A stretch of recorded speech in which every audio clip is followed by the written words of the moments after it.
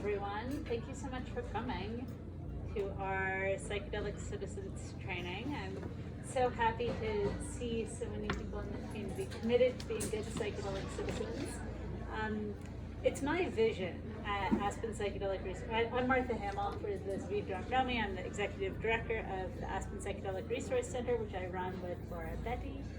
My goal is that at any given party in Aspen, at any given event, on any given day, there's one person in the room who knows how to support a difficult psychedelic experience or a medical issue resulting from psychedelics, or knows about dosing, or knows this is knowledgeable enough to help, or at least they know who to call.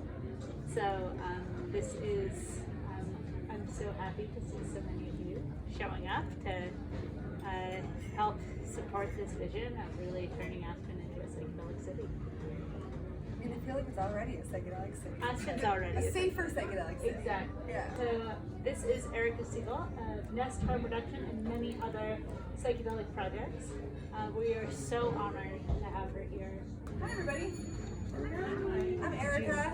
I'm really happy to be here. I'm really happy to see people in the psychedelic space who are committed to figuring out how to do this safer, more equitable, more sustainable when it comes to things like medicine, supporting friends, talking to friends and family, going through your own healing process and or ecstatic joy process or trauma process.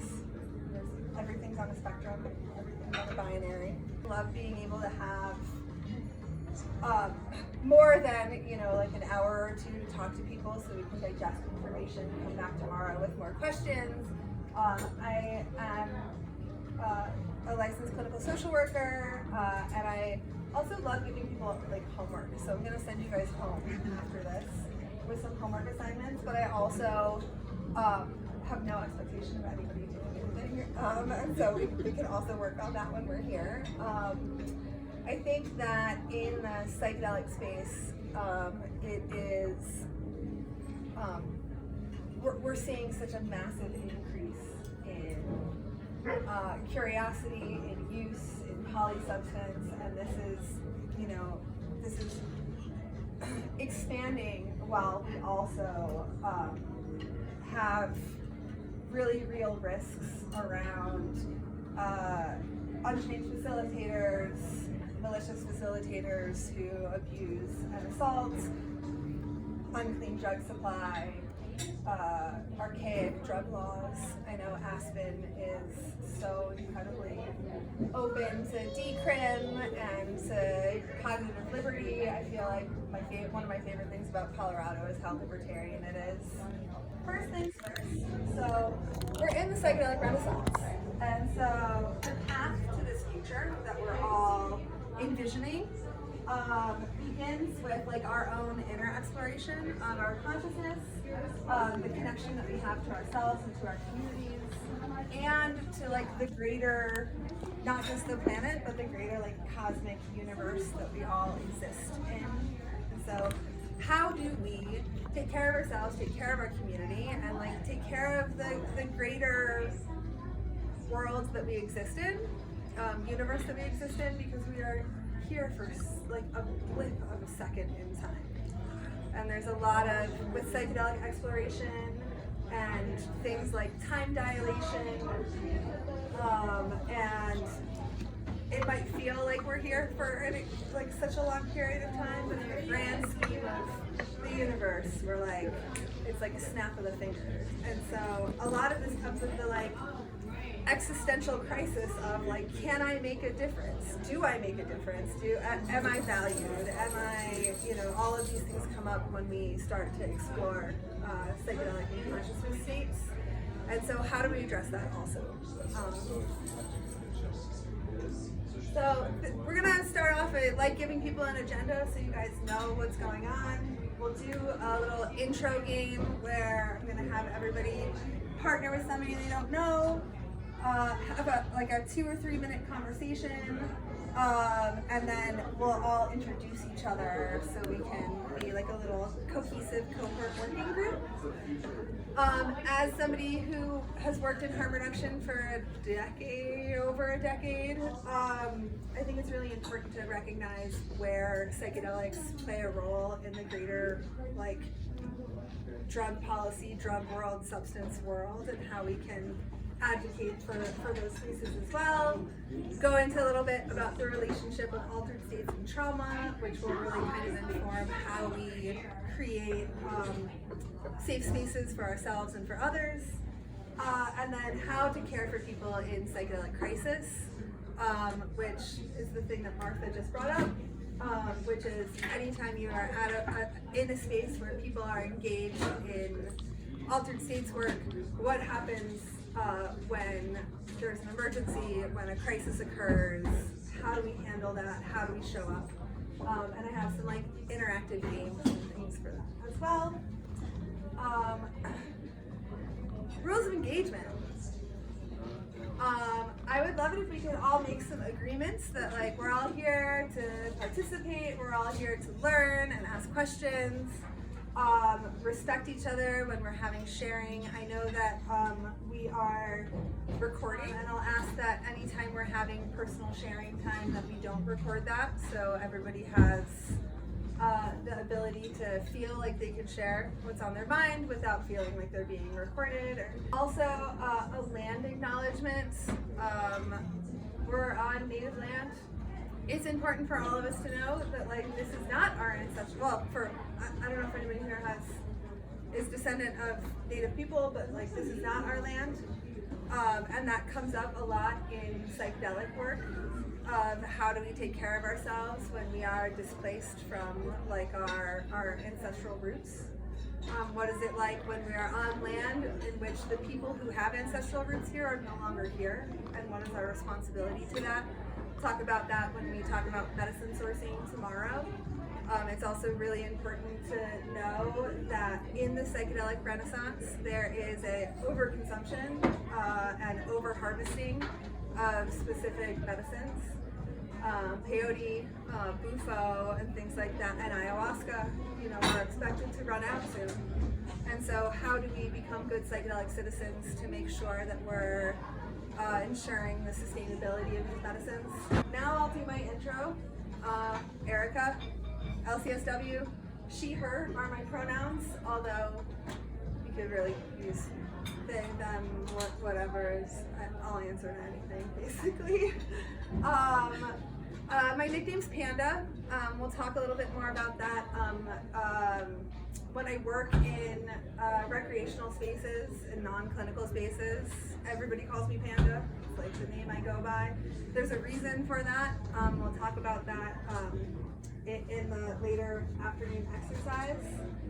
I guess I'm an expert in harm reduction and psychedelics. I just spent this week in Washington, D.C., meeting with SAMHSA and some people from the federal government, helping them craft a plan for how the federal government is going to address the emerging psychedelic fields and how they can educate and support people who are engaging in psychedelic practice, which is a big shift in federal policy compared to the Nixon-Reagan years of the shame and demonization of people who use drugs. I'm also a psychedelic-assisted psychotherapist. I worked on MDMA clinical trials, MAP-sponsored MDMA clinical trials from 2014 to 2019. Worked on phase 2 of the MDMA PTSD study and the first half of phase 3. A clinical practice, we have clinicians who are licensed in California and Colorado. So if you or anybody you know is looking for a therapist, let us know, because we serve people in Colorado. We also provide ketamine-assisted psychotherapy. We try to make things as affordable as possible. I know Colorado has a massive influx of ketamine providers and ketamine-assisted psychotherapy, training programs, and all of that stuff. And so if you guys have any questions about kind of the clinical side of things, I've been in that space for over a decade. And I am a psychedelic and substance use consultant. It's like not a new title, but a new title on the slide for me. So I get hired by events, public and private events, to be the sober harm reduction person for birthday parties, for weddings, I worked a great wedding last year down in Mexico, but what I have found in these spaces is it doesn't matter what your background is or what your socioeconomic class is or what your profession is, but nobody's out there being this is how you can safely do drugs. And so a lot of people are, can I mix this with this? Is it okay? I've never taken MDMA before. Is it okay? Can I have a glass of wine? Is that cool? And just having somebody there who can answer questions, who can give people guidance, help people check in with themselves, and then make sure that all of the guests or attendees of these festivals and events are having a safe and memorable time. And so sometimes it's about let's start slow and maybe take a little bit and not take too much and end up in a ketamine puddle for 3 hours that you don't remember. We would really like everybody to kind of stay present and engaged in community. And so I didn't ever think that was going to be a profession, is to basically trips at parties, talking about novice 20-year-olds, raver experimentation. We're talking about people who are professionals and parents and things like that. About 60% of the attendees were completely drug naive. They had no idea. And when they came to the party, I worked with the host. We made sure I had them send the substances for testing to make sure we knew what it was and all of that different stuff. And so it was yes, these things have been tested, they are what they say they are. And almost every single naive user was I've been wanting to try this for a decade and I just don't know where to find it, and I'm so scared because of fentanyl and contamination, and I don't know where to get safe psychedelics. And so it was so lovely to see this community where the majority of the people there were completely drug naive, and almost everybody was oh, it's safe, it's tested, I want to try some. And seeing this community really embrace the activity of engaging in an altered state practice that's non-clinical, that's recreational and celebratory, and how incredible it is to watch people kind of have these initial breakthroughs, and almost well, how often can I do this? Is it I tried it once, I really liked it. Can I do it next weekend, or how long do I need to wait? And so getting educated on drug safety, I think, is a vital part of the community. So in 2019, I founded Nest Harm Reduction, which was mainly focused on doing events and providing drug education. And that was in December of 2019, and I had a full schedule for 2020, and then COVID happened and everything got shut down and all of my contracts got canceled, and I started seeing people through telehealth and then expanded my practice. So now we have 9 clinicians at Nest that provide telehealth, psychedelic consulting, and ketamine-assisted psychotherapy, hopefully to move it into more psychedelic-assisted psychotherapy offerings. But really what I've found is that 80 to 90% of psychedelic consumers, like a doctor's office isn't the right setting for them. They're not having extreme trauma or depression or recently diagnosed with cancer and need end-of-life care. What they want to do is have connective community experiences, and what we've found post-COVID is we are all very disconnected from our communities, and so how can we utilize these tools to create meaningful connection?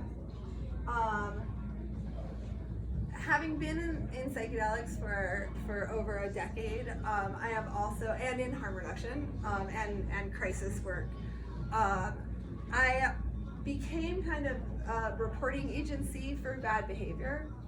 And so last year, there's a Catherine McLean and Leah Friedwoman started a psychedelic survivors group for individuals who were assaulted or abused by psychedelic practitioners. So I all of a sudden became, I took over that program in the spring from them because they were feeling some burnout from working with survivors and trauma stories. And I started a nonprofit called the Shine Collective that is dedicated to supporting survivors of psychedelic harm. And the lack of cohesive training or guidelines around psychedelic work, there are therapists and practitioners and facilitators out there with the most well-intentioned ideas of helping people heal, and they still inadvertently cause harm. They still inadvertently, there was a great article out last year where somebody was working with their therapist and they wanted to do MDMA assisted psychotherapy, and the therapist was like, oh, like we had, like, you know, I found this person who is MDMA and everything else, and it ended up being like a high dose methamphetamine, and the person was like up for days and ended up in the hospital. And like even the most well-intentioned therapists who think they're giving somebody what they say they're giving them might not be there. And so how do we test our drugs? How do we make sure that that's safe access? And so I started Shine, and now I'm like basically I like collect sexual assault survivors who have been assaulted in while under the influence of psychedelics. I get multiple emails a week from new survivors who are coming out, and as psychedelics increase in popularity, especially with untrained or novice facilitators, this is going to continue to happen. We see it in the medical world and the therapy world without psychedelics, where people get assaulted by their provider. And so psychedelics with the added level of altered states and high suggestibility, we're going to see a higher percentage of people being harmed by psychedelic facilitators. And so how do we create support systems and catchment systems for those people? So I run two organizations, Nest and Shine. I'm a big fan of acronyms. I'm also on the board of Shefa, which is the Jewish Psychedelic Support Network. And so we are working to create religious context, find rituals that are based in Jewish practice that can be applied to psychedelics and altered states work. And we will be, it's unannounced yet, but we're hosting our first Jewish psilocybin retreat in Jamaica in December. So that will be announced through our newsletter next month. If anybody knows any Jewish identifying humans. I literally had somebody this morning ask me about where to find the connection, the importance of the connection between psilocybin use and Judaism, and they're looking for a retreat. So there you go. Perfect. Send them to us, please. Please. And that will, increase in 5 years from now, right? So 2028, 2027, 2028, like we're expecting, and the federal government is expecting, that psychedelic medicines will be widely available in America. And so trains left the station.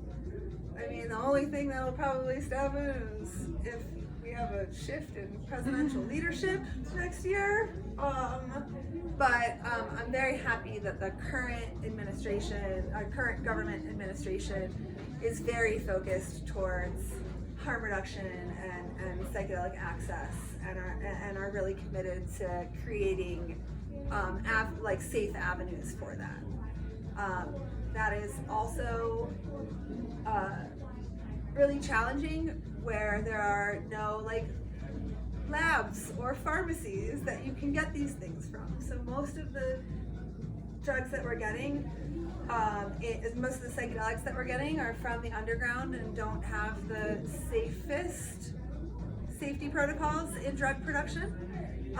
But here in Colorado, where you can grow psilocybin, like growing your own is a great option. There are companies now that will do potency testing on psychedelic mushrooms to make sure that they contain psilocybin.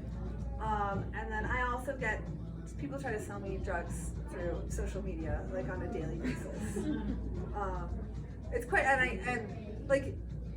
like cold, like messages in my inbox. Hey, do you need ayahuasca? Hey, do you need LSD? Like, here's my price list. And I'm like, please don't sell drugs to strangers on the internet. Like, I might be a cop. Like, I know who I am. And so, also don't buy drugs off of the internet. It's probably not the safest place to buy them, is off of Instagram or Snapchat.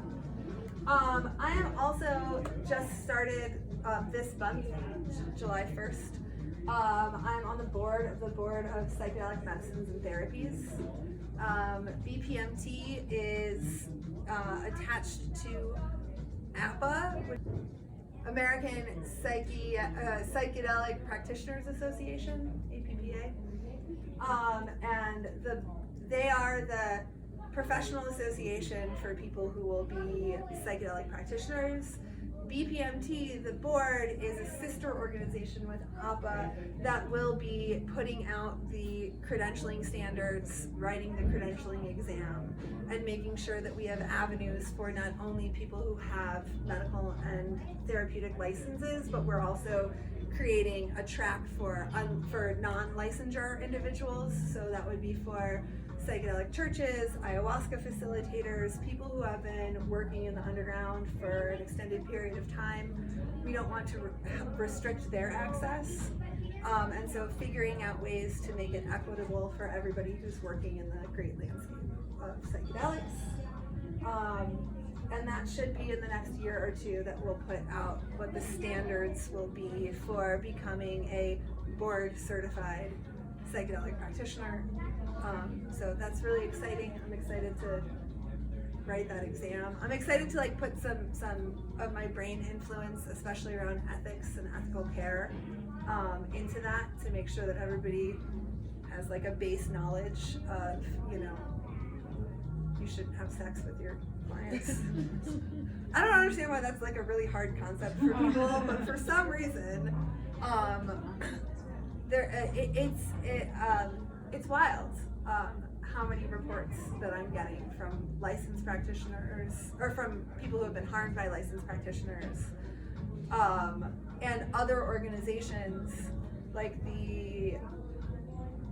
Nest is working with the Psychedelic Equity Fund, which subsidizes the cost for BIPOC and low-income individuals to receive psychedelic therapy, and they've said that they've tried to in the past year, they've tried to partner with 3 different psychedelic providers, and 2 of the 3 ended up with sexual issues, and they had to cancel their contract. And I was like, that's 60% of they can't find ethical organizations to partner with because so many people have had violations of ethical care.